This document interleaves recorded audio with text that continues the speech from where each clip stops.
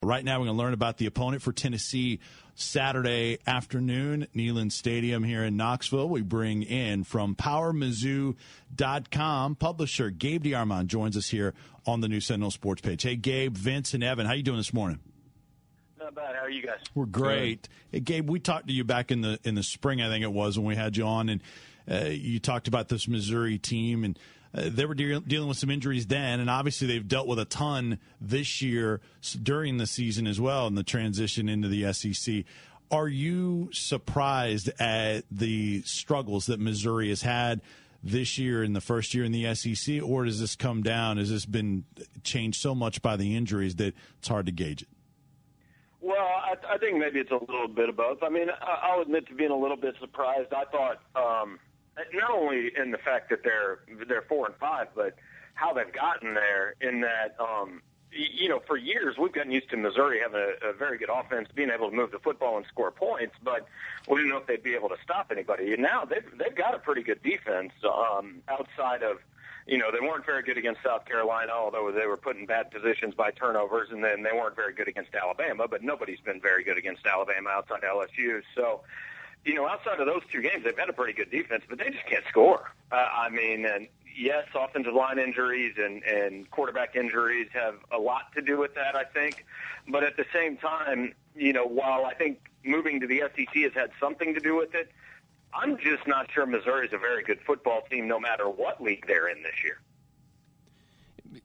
Gabe, the big question, I guess everybody that you've probably been asked a million times is about James Franklin. He just didn't – he hasn't had the type of season he's wanted, obviously, and injuries have been a big part of it. But then at the Florida game, just a real tough outing. Is he still have the capability of being that incredibly dangerous guy that can, especially against a defense like Tennessee's, really change the outcome of a game? I think he has the ability. Right now, there are two major questions with James. I think his health and his confidence. And I don't think either one's really been there all year. I mean, he got hurt against Georgia in the second game, and the first game of the year didn't even really happen, in my opinion, although, frankly, he wasn't all that good in that game either. But Southeast Louisiana doesn't even count as a game. So he gets hurt against Georgia, in and out of the lineup, doesn't play against Arizona State. Pinkel makes it public knowledge that James could have played, chose not to take a shot and play. I think that really kind of threw James for a loop a little bit, being what some people termed as thrown under the bus by his head coach. And I think this locker room went through a little bit of turmoil, and Corbin Bergstresser came in and initially looked pretty good, but then, his second stint against Vandy, Alabama, and then Kentucky, where he eventually got pulled, he didn't play well. So it became fairly obvious that no matter what anybody might have thought, it was time to get behind James Franklin because he was the best option at quarterback for this team.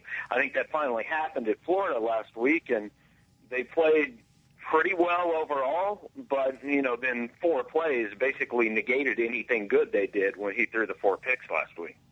Gabe, can you explain, we're visiting with Gabe DeArmond from PowerMizzou.com, learning about the Missouri Tigers, the opponent for Tennessee. Can you explain the James Franklin not wanting to take any sort of shots or wanting to naturally heal? We've heard a lot of people ask about that. Can you sort of explain that for us, where that came from and what's behind it? Yeah, well, basically, James comes from a very religious and spiritual family, and, he's a different kid. There's no doubt. He's not your normal Division I quarterback, Division I football player, just mentality and all that. But he got hit by Jarvis Jones. It hurt his shoulder, and going into the week of the Arizona State game, basically, it came out, hey, Franklin might not play. They may be starting Corbin Bergstresser. And Gary Pinkel told the ESPN sideline reporter basically, he refused a shot. Now, what that shot was exactly, we don't know. But we talked to James about it a couple days later, and he basically said he doesn't believe in taking medication to, alleviate the pain. He said, I want to know how hurt I am. I want to be able to feel the pain to know if it's too much for me to be able to play. Said it's gone so far as he said he's never taken aspirin in his life. So you can question whether that's the right approach. I know some people say, hey, you're a Division I football player. You owe it to your team to go out and play. I know other people who have said good for the kid to stick into his beliefs when everybody knows it wasn't a real popular move. But bottom line, I think it created some waves. I think they've mostly been buried at this point, but I do think it disrupted Missouri there for a while. Gabe, now that Mizzou's in the SEC and in the SEC, we fire coaches recklessly and for no reason at all.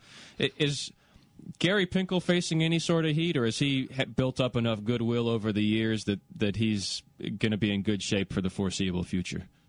Well, he's fine this year. I think Pinkel has built up plenty of equity. You're allowed a bad season. There's no doubt. But honestly, in the SEC, you aren't allowed two bad seasons very often. I don't know.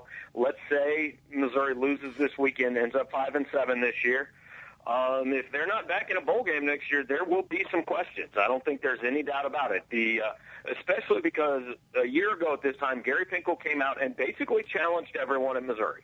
He challenged the fans, the administration, everybody, and said, if we're going to do this, we're going to do this thing right. Well, the fans have absolutely done their part. The attendance is up. The season tickets are up. The donations are up. The administration's done their part, building $200 million in new facilities, all that. And so now the only part left to do is really Gary Pinkel's part, and he's the one who challenged everybody to begin with. So, yeah, if they end up 5-7, I think next year is most certainly a big year, and there will be I never want to say that he'd be fired necessarily for a losing season, but there would certainly be some discussion and some people who believe that should be the case. Visiting with Gabe DeArmond from PowerMizzou.com, covering the Missouri Tigers on a daily basis, learning about the opponent for Tennessee on Saturday.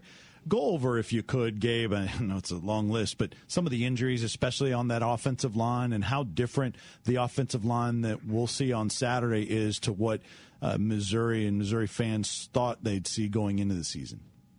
Well, the one you will see on Saturday will have exactly one player playing at the position, starting at the position we thought he'd start at going into fall camp. That'll be Elvis Fisher, who frankly has been banged up most of the year and just finally last week played a game that his offensive line coach said looked like the old Elvis Fisher.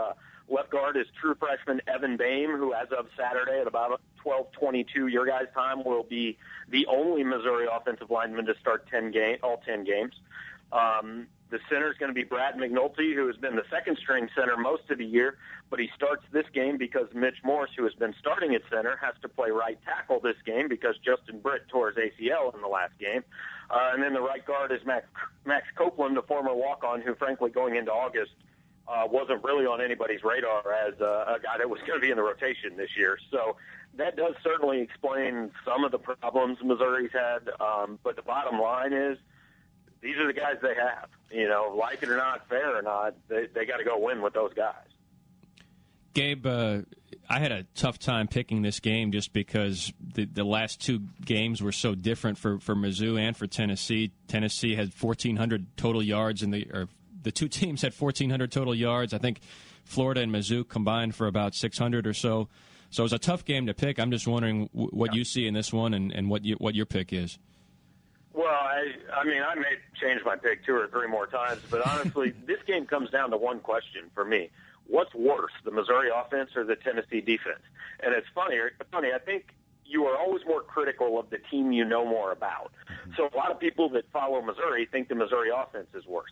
Everybody I've talked to from Tennessee thinks the Tennessee defense, they think junior high teams could score on this defense, and there's no way Missouri won't score on this defense. So, I think it's going to come down to, Missouri actually moved the ball and gained a little confidence against Florida, but they couldn't finish it off. Missouri's been terrible in the red zone this year. If they can turn these drives into touchdowns, they can win this game. If Tennessee can, get field goals or turnovers, obviously Tennessee's going to get the win. The way I'm looking at this is until Missouri shows me they can finish drives and score points, I refuse to pick them to do it against anyone, and I don't think you can win this game with 17 or 20 points, so I'm picking Tennessee 30-24. I won't be a bit surprised if Missouri does come out and score. But like I said, until they show me they can do it, I just won't pick them to do it. Well, Gabe, let's talk about, you mentioned the weakness versus weakness matchup. Let's talk about the opposite. Mizzou's defense has actually been better than what you mentioned they have been in the past. But Tennessee's offense the last couple games has really gotten it going and clicking. What do you expect in terms of Mizzou's ability to try to stop Tennessee offensively, and what will they do in terms of scheme, do you think?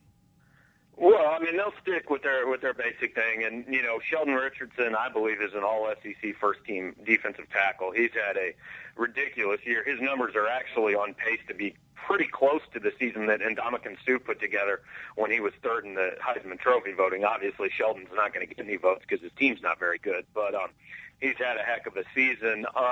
You know, Missouri's been pretty good against the run, other than the Alabama game. But overall, they've done pretty well stopping the run. Tennessee obviously likes to throw the ball around, and it's funny. I was talking to some of the defensive backs at Mizzou this week, and they're looking forward to this game. E.J. Gaines said, "I feel like I'm back in the Big 12 this week." You know, throwing the ball around with Bray and Hunter and Patterson, and those guys are certainly better than any trio Missouri has seen this year. And I don't want to slight, I think it's Zach Rogers either, who actually would lead Missouri in receiving yards if he was on Missouri's team. But you know, that's the best passing group Missouri's going to see this season. But this is a defense that has some experience dealing with people like that. I mean, over the last few years, they've played the likes of Michael Crabtree and Des Bryant and Ryan Broyles. And, you know, the Big 12 has had some ridiculous receiving cores. Missouri's cornerbacks are good. E.J. Gaines is a solid player, very good player. Kip Edwards is having his best year. The safeties have been better than I thought they would be this year, but part of me wonders if that's simply because they haven't really faced anybody like this. You know, they haven't faced anybody that wants to throw the ball downfield a whole lot. So I think Braylon Webb and Kenronte Walker are a big key to this game, and Missouri just has to make Tennessee work. I mean, they can't give up the 60-yard passes. They've got to make Tennessee take 7, 8, 9, 10 plays to go 60 yards instead of 1. Gabe DeArmond covers the Missouri Tigers. Be in Knoxville for Tennessee, hosting Missouri, 12:21 Eastern Time on Saturday. You can get more on Mizzou this week at powermizzou.com. Gabe, really appreciate it. Look forward to meeting you on Saturday. Thanks for having me, guys. Thank you. Thanks. Gabe DeArmond from powermizzou.com, learning about the Missouri Tigers here on the new Sentinel Sports page.